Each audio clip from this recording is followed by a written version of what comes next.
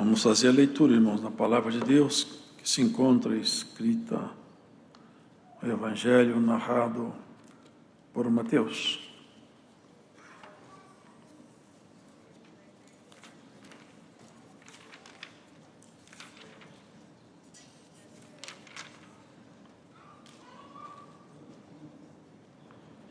No capítulo 6.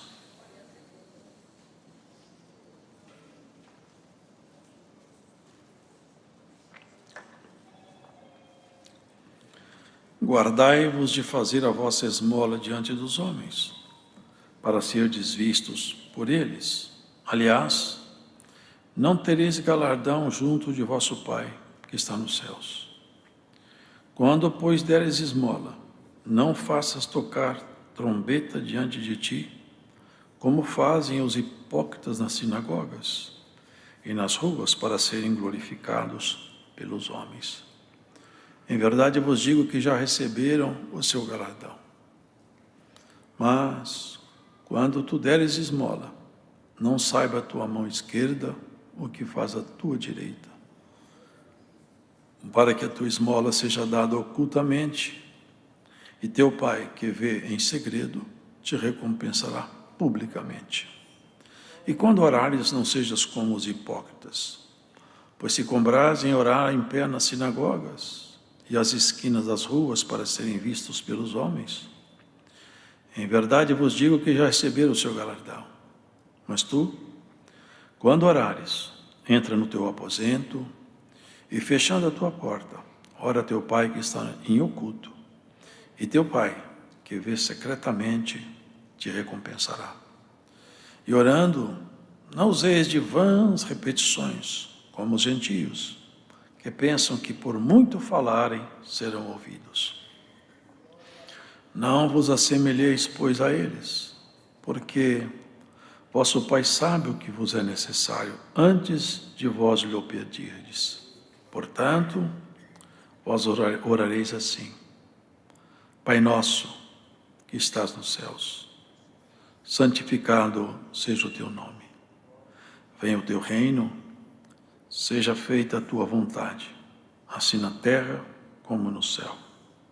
O pão nosso de cada dia nos dá hoje, e perdoa-nos as nossas dívidas, assim como nós perdoamos aos nossos devedores. E não nos induzas à tentação, mas livra-nos do mal, porque teu é o reino e o poder e a glória para sempre. Amém. Porque se perdoardes aos homens as suas ofensas, também vosso Pai Celestial vos perdoará a vós. Se, porém, não perdoardes aos homens as suas ofensas, também vosso Pai vos não perdoará as vossas ofensas. E quando jejuardes, não vos mostreis contristados como os hipócritas, porque desfiguram seus rostos para que aos homens pareça que jejuam. Em verdade, eu vos digo que já receberam o seu galardão.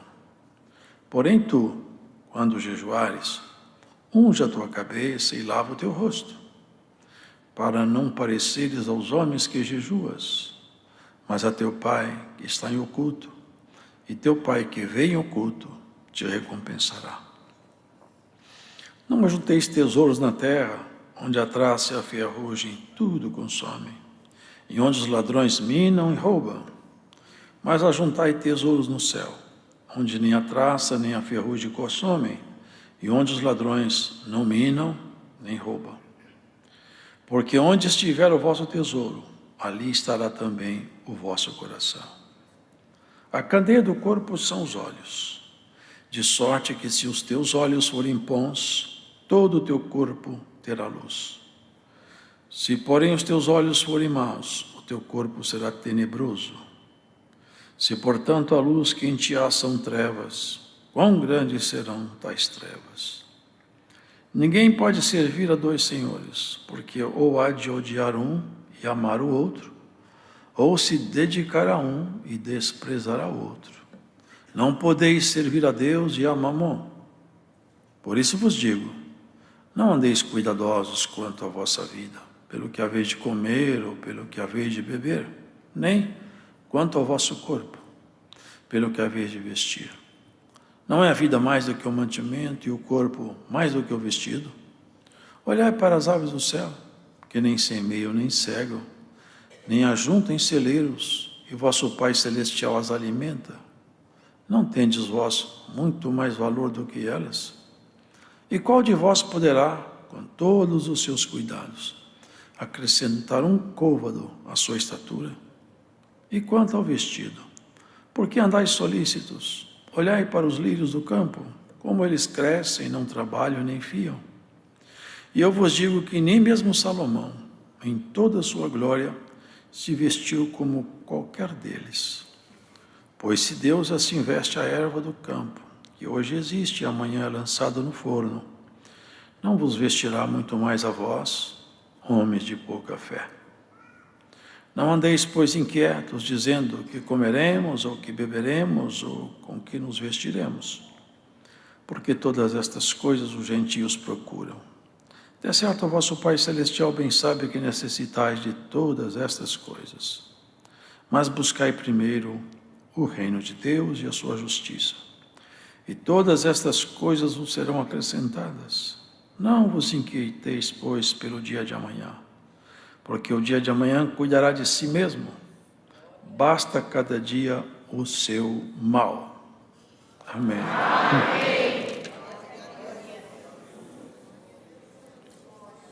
Aqui o Senhor vinha dando instruções, já vinha ensinando, mostrando como que ele esperava que seus discípulos se comportassem.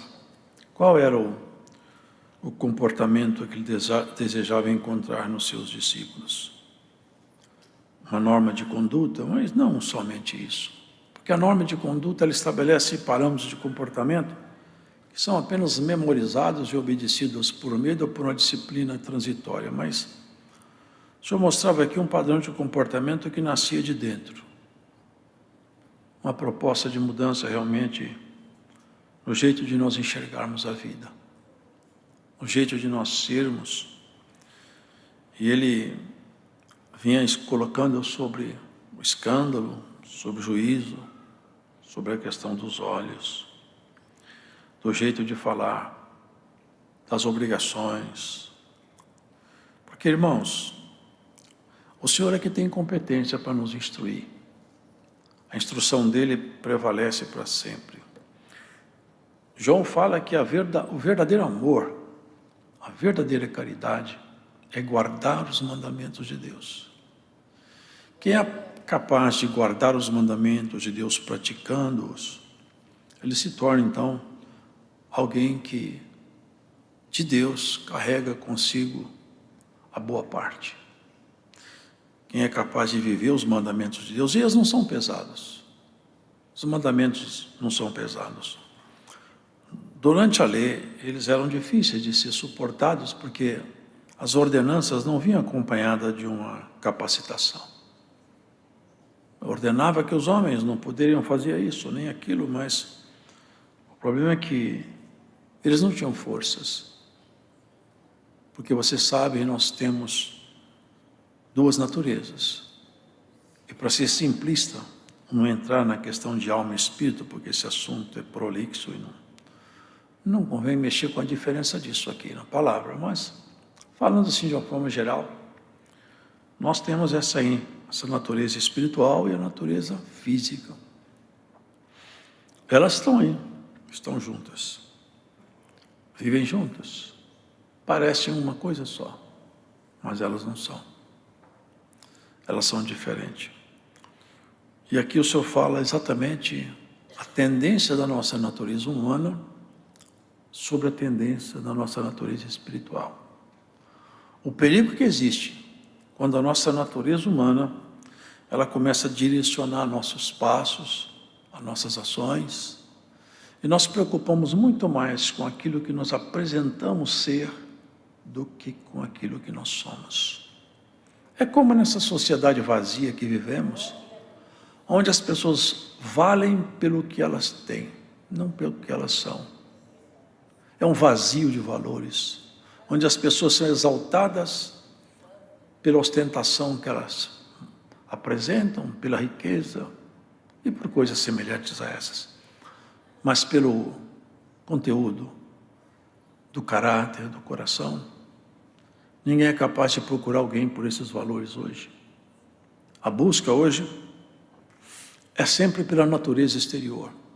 Busca-se aparência, riqueza, prestígio, poder, influência, autoridade. Mas quem é que busca, irmãos, quem é que busca alguém para ser seu amigo, sua amiga, pelo traço do seu caráter?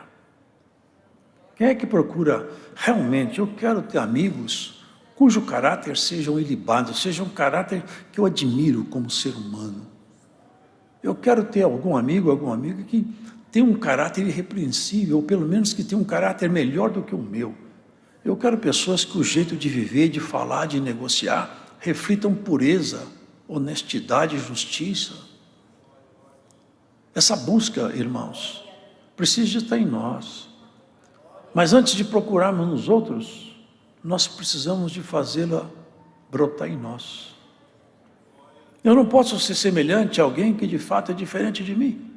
Se eu quero andar com quem é honesto, eu tenho que ser honesto. Se eu quero andar com quem é santo, eu preciso ser santo. Os semelhantes se atraem.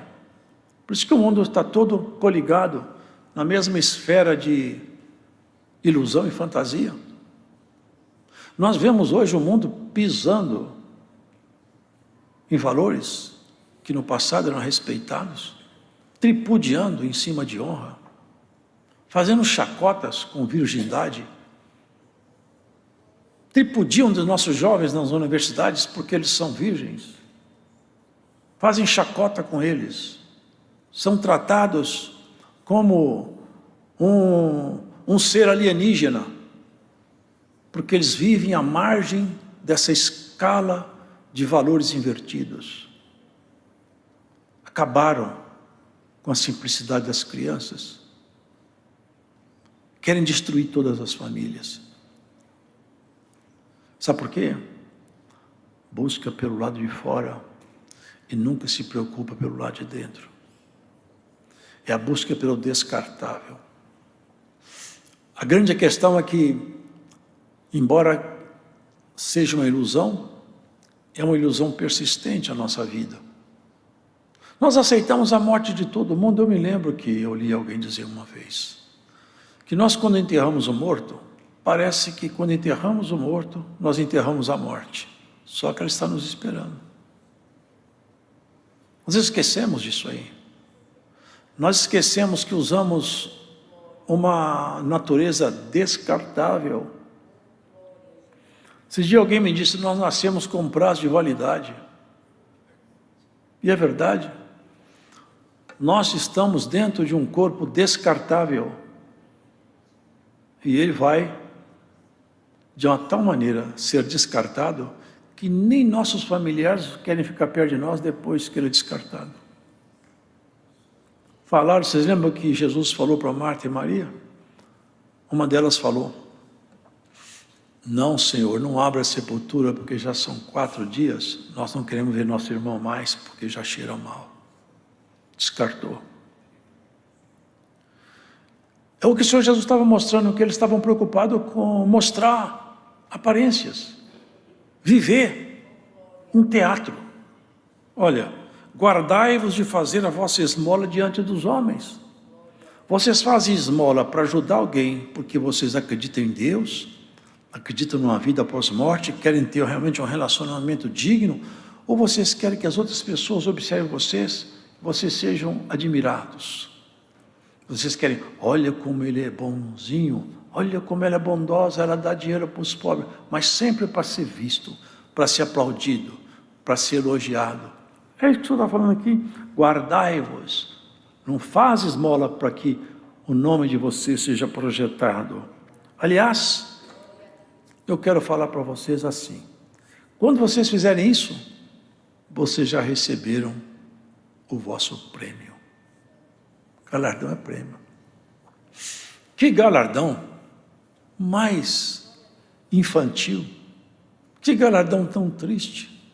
Alguém ser elogiado, aquele ali, ó, é um homem que gosta de dar esmola, gosta de ajudar. Ele faz, hoje é assim. Hoje é assim, nossos políticos, quando vai fazer uma coisinha, chama a imprensa, filma, fotografa, vira até programa. É o bem que ele está fazendo. Já recebeu o galardão dele. Mas não é assim que nós devemos comportar. Aqui é apenas um exemplo, mas ele vai falando. Olha, irmãos, e ele chama de hipócrita. Hipócrita é aquela pessoa que aparenta ser o que ela de verdade não é. Ela monta um cenário em volta de si. É como se ela vestisse uma roupa que mostra uma pessoa que ela não é. Isso é o hipócrita. Ele se mostra perante todas as pessoas uma pessoa, um ser, mas atrás da máscara ele é outra pessoa. Isso é lamentável, né, irmãos? Porque, sabe por quê? Porque a morte tira a máscara. E diante do Senhor nós vamos prestar conta do que passou.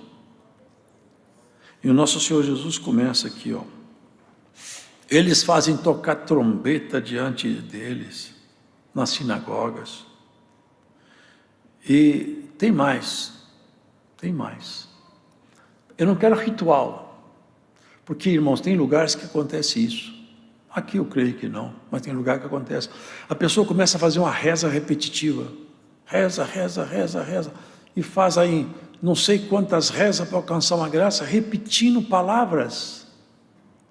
Você acha que Deus está contente com quem fica num canto repetindo palavras? Irmãos, não é isso que Deus está querendo. Deus está querendo que o ser humano quebrante o seu coração diante dele, converse com ele. Olha o que está escrito aqui. Orando não useis de vãs repetições como os gentios, que pensam que por muito falarem serão ouvidos. Não vos assimileis, pois, a eles, porque vosso Pai sabe o que vos é necessário antes de vós lhe o pedirdes. Se Ele sabe antes, por que eu tenho que pedir? Porque Ele não fez você um fantoche. Você é um ser livre. Ele poderia salvar todo mundo e pronto, mas Ele não vai salvar todo mundo, não. Vai salvar os que aceitarem a palavra e continuarem firmes na fé. Ele sabe tudo o que você precisa, mas você tem que orar, você tem que falar, você tem que se humilhar, você tem que se aproximar dEle, porque, irmãos, nós temos acesso a essa graça maravilhosa que está em Cristo, por causa de quê? Justificados pela fé. É a fé que nos dá entrada na graça. Nós não tivemos mérito nenhum na construção dessa obra maravilhosa. Agora, nós somos justificados pela fé, nós podemos nos gloriar numa coisa, irmãos. Nós gloriamos. Aliás, o apóstolo chegou a dizer que ele se gloriava nos sofrimentos, nas angústias. E alguém dirá, por que alguém se gloria nas angústias?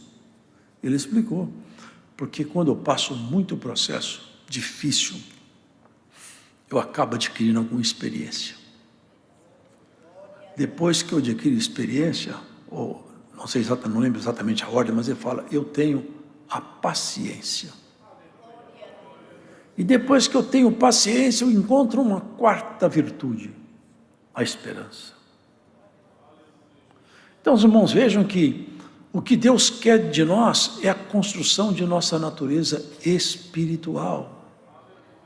As demais Ele vai olhar para nós, mas que não seja o centro de nossa vida, que não seja o alvo de nossa vocação absoluta, mas que nós tenhamos essa certeza, eu preciso de viver uma vida de tal maneira que Deus se agrade do que eu faça. Eu quero agradá-lo, eu quero viver uma vida que ele se sinta feliz, como ele ficou feliz com muitos homens no passado, a ponto de um deles ser chamado o homem muito amado de Deus, não é? Irmãos, olha que oração que ele fala aqui. Portanto, vós orareis assim, Pai nosso que estás nos céus. Quando que nós poderíamos chamar Deus de Pai? O judeu nem sequer põe o nome de Deus. Você pode ver, se estiver escrevendo em português, é põe um D, um apóstrofe. Ele nem escreve o nome de Deus. É um tetragrama sagrado que, inclusive no hebraico, nem as vogais eram escritas e eles não pronunciavam esse nome. O nome de Deus não é pronunciado pelo medo, pelo temor que eles têm a Deus. Agora, sabe o que nós falamos? Pai nosso que está no céu. Foi Jesus que fez isso, para quebrar essa barreira que separava e para nos tirar desse mundo hipócrita. dessa vida fantasiosa que o ser humano aí ostenta. Está vestido de fantasia e parece que está vestido de verdade. Um piscar de olhos, uma parada cardíaca, um vaso que estoura, uma veia que rompe, toda a fantasia acaba. Toda a ilusão termina. Nós não devemos jamais esquecer. Nós somos adotados como filhos. Por um pecado, a justiça de Deus, o castigo foi pesado. Eu já ouvi alguém falar, mas um pecou e esse castigo foi enorme. Foi pesado. Por um ato de injustiça, por um pecado, a morte tomou conta de toda a humanidade. Mas olha, depois de muita obra maligna, de muito pecado, de uma multidão incansável de pecados, aliás, se nós pegássemos o pecado de cada um de nós aqui e colocássemos numa balança, nós ia encher o nosso coração de terror para ver que peso ruim que é esse aqui. Um ato de justiça cancelou toda a sorte de pecado e maldade cometida. Então apareceu a justiça de Deus, que se por um ato morreram todos, por um ato de justiça todos são salvos. Nós somos justificados pela fé, salvos estamos e adotados como filhos de Deus. Você quer coisa mais maravilhosa do que isso? Ser chamado filho e filha de Deus? Isso quer dizer que quando acabar a nossa jornada, nós teremos uma casa para morar com Ele. Fomos adotados. Pai nosso que estás no céu, santificado seja o teu nome. E nós temos que santificar o nome dele em nossa vida. Viver de uma tal maneira que o nome dele em nós seja santo. Como assim alguém dirá? Vocês podem ver, quem tem uma vida santa, equilibrada, eles falam, essa mulher, esse homem, é um homem de Deus. A conduta, a postura, o jeito de falar, de vestir, revela quem está dentro desse corpo aí. Quem está atrás dessa máscara da face? Porque a máscara da face, ela engana. Mas dentro aí mora alguém eterno. E é isso que Jesus está dizendo. Fujam desse sistema de valores que está posto aí, onde as pessoas querem ostentar, mostrar, fantasiar, mentir. Isso não é o que eu planejei. O homem que, tenho certeza disso, o homem que Deus planejou, não é esse trapo que está aí, não é. O homem que Deus planejou é um ser íntegro, puro, equilibrado, centrado, santo. E essa proposta não mudou. É isso que Deus está fazendo. Quem é filho dele tem que parecer com ele. Quem é filho tem que trazer as características do pai. Como nós não estamos falando de genética humana, vamos trazer o nosso traço de caráter. Não adianta ficar fazendo essa fantasia que os judeus faziam, ficar na rua, nas esquinas das ruas, vestido, todo bem vestido, e estavam dentro de si mesmo carregados de coisas más. O mundo é isso aí. Agora nós não. Entra no santuário do Senhor, fecha a porta do teu quarto, fala com Ele. Que autoridade, que coisa maravilhosa. Pai que está no céu, meu Pai, olha que coisa maravilhosa, meu Pai. Irmãos, pode parecer pesado o que eu vou falar aqui, mas muitos daqueles anjos que andaram lá em cima, hoje rastejam aqui embaixo. Se eles tivessem direito de chamar Deus de Pai outra vez, eles não hesitariam um segundo em reconstruir tudo, mas o tempo para eles acabou, mas o tempo para nós está de pé. Ele é seu Pai, sempre vai ser seu Pai, e um pai bom cuida do filho e da família, não deixa faltar comida, não deixa faltar proteção, e seu pai nunca vai deixar te faltar nada, e ele vai te defender. Todas as vezes que tiver uma força contrária contra ti, o seu pai se levantará. Vocês lembram lá no horto, irmão? Foram atrás de Jesus, estava ele e os discípulos dele, todos juntos. Jesus antecipou-se. A quem procurais? A Jesus. Sou eu. Todos caíram no chão. se procurais a mim, deixai-me estes. Fugiram todos, sabe por quê? Porque ao procurar os discípulos juntos, todas as vezes que o adversário for te procurar, vai ter com Jesus Cristo. Todas as vezes que o mal te procurar, vai encontrar teu Pai. Essa é a nossa segurança. Fugiram, não ficou um. Mas depois se foi atrás das ovelhas, uma por uma, foi reconstruindo e sarando. Porque um pai, ele tem coração que perdoa. Se você tem alguma culpa, você está no lugar certo. Hoje o seu pai, por essa palavra, assim te diz: esse é o lugar de você encontrar o perdão. Esse é o lugar, é a tua casa temporária, porque a casa definitiva já está construída. A casa eterna, aonde você vai viver, como filho e filha do Deus Altíssimo. Pai nosso que está no céu, santificado seja o teu nome na minha vida, no meu jeito de ser. Que quem vive comigo fala, essa mulher está comprometida com Deus, esse homem é comprometido com Jesus, não tem jeito. Eu não acho uma palavra pesada na boca dele, os negócios são, vocês lembram o que fizeram com Daniel? Acha uma falha nesse homem, não tem jeito, ele é amigo de Deus, não tem jeito. Acha uma falha então na relação dele com Deus, também não tem jeito. Então cria uma falha, criaram, e pode criar falha contra você, mas o mesmo Deus que protegeu Daniel, te protegerá também. Toda arma levantada contra ti não vai dar certo, e toda calúnia vai ser desmanchada, e a língua que no juízo nenhuma língua vai te condenar, o Senhor te defenderá. Essa é a proposta do Senhor, essa é a palavra de Deus. Pai nosso que está no céu, Pai nosso que está no céu, Pai nosso que está aqui, Pai nosso que nos acompanha em todos os nossos caminhos, glórias a Deus. Santificado seja o teu nome, venha o teu reino. O reino dele já veio. Jesus falou: o meu reino já está entre vocês. O reino dele está aqui. Quando o rei reina, no lugar que ele reina, a sua palavra é imperativa. E na nossa vida, o rei Jesus dá ordens e nós obedecemos. O rei Jesus governa sobre nós, como rei Senhor único, porque quem está aí fora tem outro rei governando ele. É um rei louco, um rei que já perdeu a coroa, a luz e as condições eternas. Governa com ódio, governa com desejo de vingança, de morte. Nosso rei governa com desejo de reconciliação e vida. O primeiro rei que governou esse mundo até então é um querubim caído, mas esse segundo rei é um Deus absoluto e Senhor de todos. Ele é capaz de fazer tudo por nós. Ele reina e vai reinar sempre na nossa vida. Vai te dar o pão cotidiano para você comer, não vai deixar você morrer de fome. E na sua casa, onde você estiver, Ele sempre vai providenciar aquilo que é necessário para você. Olha as aves, é interessante ele falando, olha as aves do céu, olhar os lírios do campo. Nem Salomão se vestiu com aquela glória de um lírio.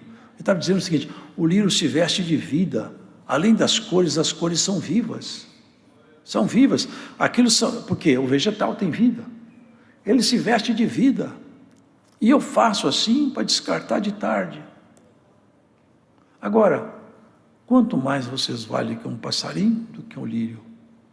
Se eu visto um lírio que eu ponho de tarde no forno, eu não posso te vestir também? Quanto mais confiança nós tivermos no nosso Pai que está no céu, mais a nossa vida aqui na terra vai ser calma. E ele fala uma coisa que me chamou a atenção. Aqui fala assim, irmãos: perdoa as nossas dívidas, assim como nós perdoamos os nossos devedores. Por isso, irmãos, que nós temos o dever de perdoar as pessoas, porque nós somos perdoados. Quem não perdoa não merece perdão. Nós temos que perdoar, sempre, sempre, sempre, para recebermos perdão.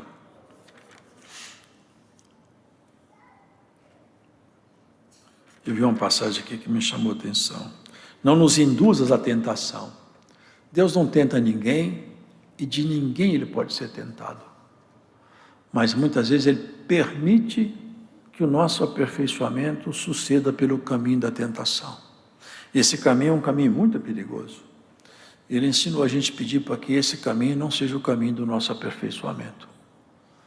Porque eu cuido que nós temos 3 jeitos de aperfeiçoarmos. Pela estrada dos sofrimentos, que vem aí decepções, angústias, enfermidades, mortes, decepções, enfim. Um caminho é o caminho da tentação e o outro é o da santificação pessoal. Então, o sofrimento, Paulo falou, olha, nas minhas angústias, eu vou fazer uma escala de experiência, paciência e esperança. Mas na tentação, a coisa pode ficar mal. Então, eu não quero ser aperfeiçoado no caminho da tentação. Mas tem um jeito mais simples de nós sermos aperfeiçoados. E nós podemos escolher esse caminho. O caminho da consagração e da santificação. Esse caminho não oferece risco. Nós estamos continuadamente diante do Senhor com nossa prece, com nossa comunhão. Esse é o caminho de menor risco que existe. Não junteis tesouro na terra, onde a traça e a ferrugem tudo consome. A candeia do corpo são os olhos. Aqui o Senhor vai explicar acerca dos nossos olhos. Aqui, outra vez, nós temos que perceber nosso homem interior e nosso homem exterior. Ele está falando disso. Que a luz, a candeia, a luz do nosso corpo são os olhos. Se seus olhos forem trevas, ele não está dizendo do cego, não, irmãos. Não é isso. Se os seus olhos buscam o pecado, e o pecado que seus olhos conseguem trazer para dentro do seu corpo, eles vão contaminar seu espírito. E você vai ser um homem e uma mulher sem luz. É isso que ele está dizendo. Você vai ficar, a lâmpada sua vai apagar. Que trevas profundas você terá em você, se a luz que está no seu corpo, elas forem trevas. Quantas vezes o ser humano já se deixou levar para o caminho da treva pelos olhos? Os olhos, irmãos, são a janela da alma. Tem um ditado que fala, pelos olhos nós podemos fazer o mundo entrar dentro de nós. E nós podemos tropeçar em nós mesmos. Por isso, nossos olhos precisam de ser purificados. O Senhor falou para alguém lá, um ancião lá, numa carta do Apocalipse, cingi vossos olhos com colírio para que tu vejas. Assim que não haja em nós um olho mau. Olhar, e não é só o olho, tem um olhar também. Tem um olho que olha o mundo, porque aqui ele fala, quem quiser ser amigo do mundo, ele tem que ser inimigo de Deus. Não é possível ser amigo do mundo e ser amigo de Deus. E o que é ser amigo do mundo? É participar do pecado que o mundo oferece e mesmo assim continuar crente. É incompatível. Ou nós somos crente, ou nós somos amigos do mundo. Não é possível nós compartilhar as duas coisas. Não tem jeito. De uma mesma fonte sai água boa e água má. Ou nós somos cristãos de verdade, ou nós somos mundanos disfarçados. Aí nós estamos como hipócrita, que chegamos aqui aparentando ser crente, mas lá fora temos uma vida devassa. Ou nós somos, ou nós não somos. Assim, o olhar, a forma de nós enxergarmos as coisas. Tem pessoas, irmãos, que a vida dela é uma busca desenfreada em um desejo de lucro, de bens, e não vive a vida. Quer acumular, quer guardar. Outros correm atrás do conhecimento. Conhecer é necessário. Cada profissional tem o seu nível de conhecimento necessário, mas está um limite para cada das coisas. Nós não podemos ceder nossos limites. Nós temos que ter um tempo para Deus. Pode faltar tempo para tudo, mas para Deus não pode faltar tempo. Tem que ter um tempo para Ele. Você tem que estabelecer na sua agenda um tempo para Deus.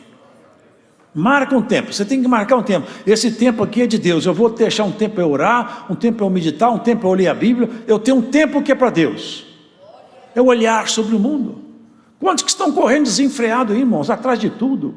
corre aqui, faz um curso, faz outro, é de madrugada estudando, não para um minuto para pensar na eternidade, não para pensar em Deus. Tem gente que nem a família ora direito. É crente, mas o olhar sobre o mundo está errado. Está com olhar com um viés errado. Nós temos que olhar para o mundo, irmão, olhando um pouco mais adiante na eternidade. Pela porta da morte eu preciso de passar. E eu não quero chegar lá despreparado. Eu tenho que ele ter um olhar. Pai nosso que está no céu, nos ajude aqui na terra. Me ajude a olhar esse mundo conforme o teu olhar. Me dá um olhar mais equilibrado dos meus problemas. Tem hora que nossos problemas são tão incômodos que nós achamos que tudo que nós temos pela frente é um problema. É apenas um cisco. Um assopro de Deus acaba com tudo. Tem problemas que não tem solução aos olhos de ninguém, mas para Deus a solução já está pronta. E tem pessoas que acham que estão com solução pronta e ele está com um grande problema pela frente. Sem Deus você não é nada. Com Deus você pode tudo. Se Deus te ajudar, você vai vencer todos os obstáculos. Se Ele te deixar, você está perdido. Você está perdida. Nem respirar você não consegue. Eu tive uma experiência quando eu era jovem na minha casa. Na casa dos meus pais. Eu morava com minha mãe, meu pai já tinha falecido. Um dia eu entrei na garagem, naquele tempo não tinha portão automático. Quando eu parei para abrir a garagem na minha casa, eu tive essa experiência, eu nunca mais quero ter. Quando eu pus a mão no portão, eu me senti sozinho. Completamente sozinho. Eu perdi a força de ser crente. Eu perdi a força de tudo. Acabou a minha carreira. Minha carreira acabou agora abrindo um portão. Eu não tenho mais condição de nada. A minha vida espiritual chegou ao fim. A minha força acabou. De repente o Senhor voltou para mim. O Senhor mostrou. Sem mim você não é nada. Eu tive essa experiência. Espero que vocês não tenham. Mas sem Ele nós não somos. Sabe por que você está de pé até hoje? É porque uma mão invisível te protegeu. Você é um espetáculo aos céus vivo. Você sabe o que é? Sabe o que você é? Um milagre vivo. Você já está aqui vivo na fé, é um milagre. O mundo às avessas, as famílias destruídas, as moças e os moços prostituídos, a sociedade aos avessos com valores. Graça por todos os cantos da terra, mentira, miséria, droga por todo lado, roubo, infortúnios, desastres. Quanta miséria esse mundo vê todo dia. Basta cada dia ser mal. O Senhor falou, o dia está carregado de mal, e você está de pé. Quantos que estão de pé hoje na fé? O mundo arrastou com a garganta aberta, está levando uma multidão para o abismo. Você é um milagre vivo de Deus, um milagre vivo, que todas as forças contra você deram em nada. O Senhor te sustentou, te trouxe até aqui com a mão forte e com o braço estendido. E tem te ajudado e vai te ajudar. Somos o milagre de Deus. Se Deus não estivesse conosco, nós nunca estaríamos nesse tempo atual de pé. Muitos começaram e foram embora. E nós não somos daquele que recuamos. Nós seguiremos avante até o fim. Até o nosso supremo alvo. Até chegar na nossa grande cidade. E você, irmão, irmã, saiba isso aqui. Viva a sua vida lembrando que tem olhos sobre você. Faça as coisas olhando. Acima de mim tem um olho. Os judeus põem um quipá na cabeça, que é um bonezinho, para eles nunca esquecerem que acima deles está Deus. Você não precisa pôr quipá não, mas guarda isso. Acima da sua cabeça tem um olhar em cima de você. Tudo que você fizer, lembra, Deus está me olhando. Deus está me vigiando. Eu espero não decepcioná-lo. Eu quero agradá-lo. E pode ter certeza, a mão do Todo-Poderoso vai te amparar. Nunca vai te deixar. Até na sua partida você vai dar glória a Deus. Até na saída daqui você vai dar glória a Deus. Quando tiver todo mundo preocupado, coçando a cabeça, você está no seu coração falando, graças a Deus. Graças a Deus. Ó meu Pai que está no céu, agora nós vamos encontrar de vez. Meu lamento acaba, meu choro termina, a minha ansiedade agora cessa, porque o fim é melhor do que o começo. Crente fiel na partida é o dia mais feliz dele, porque quando cessa a coreografia da morte, ele sabe, a guerra acabou e eu venci. Aqui tudo é uma fantasia. Aqui um pesadelo de uns termina encontra com o rei, e a festa de outros acaba e começa o pesadelo. Triste sorte é quem passa pela porta da morte, ao invés de encontrar o Senhor, encontra o carcereiro do inferno, arrastando almas. Eles vão arrastando, está escrito em Apocalipse, o inferno dará conta dos seus mortos. Não sou eu que falo, está escrito. Tem muitos que morrem e vão direto para o inferno. Leia lá em Apocalipse. O inferno vai dar conta dos seus mortos. Quando Jesus chegar, vai tirar de dentro do inferno as almas e vão prestar conta da vida que tiveram, que levaram. Mas você vai estar vestido com veste branca, dando glória a Deus. Nunca mais o mal vai te tocar. Não, você está com medo da morte? Pode parar de ter medo. Você está com medo do futuro? O seu futuro é Cristo. Você está com medo de enfermidade? Se Deus não tomar conta de você, você morre mesmo. Se Ele não quiser, você não morre. Está na mão dele a vida. Quantas pessoas que já entraram pelo corredor do hospital com saúde e saiu de lá morto? Gente entrou lá, ao final de vida, saiu vivo, está vivo até hoje. Deus passa pelas UTIs desse planeta todo aí, ó, e quando Ele acha graça, Ele tira. E quando Ele não acha graça, Ele leva. Você não pode acrescentar um dia na sua vida. Você não pode acrescentar um fio de cabelo na sua cabeça. Mas você pode acrescentar glória sobre glória na eternidade pela sua consagração. Você pode falar todos os dias: meu Pai que está no céu, eu quero te agradar. Eu vou fazer de tudo para que o Senhor se agrade de mim. No nosso encontro, eu quero que seja um bom encontro. Como uma moça se prepara para encontrar com o noivo, assim a igreja tem que fazer. Se arruma, vai para o espelho, olha, penteia, arruma para ficar bonita. É assim que nós temos que fazer. Chegar o nosso dia, é porque nós estamos aqui, irmãos. Quem está aqui dentro, quem escuta remoto, quem é que garante quanto tempo te resta? A ampulheta da vida, ó, quando ela começa a correr, chega a hora que a areia acaba, o tempo termina. Como está escrito, antes, vocês já leram isso aqui? Antes que se quebre o cântaro junto da fonte.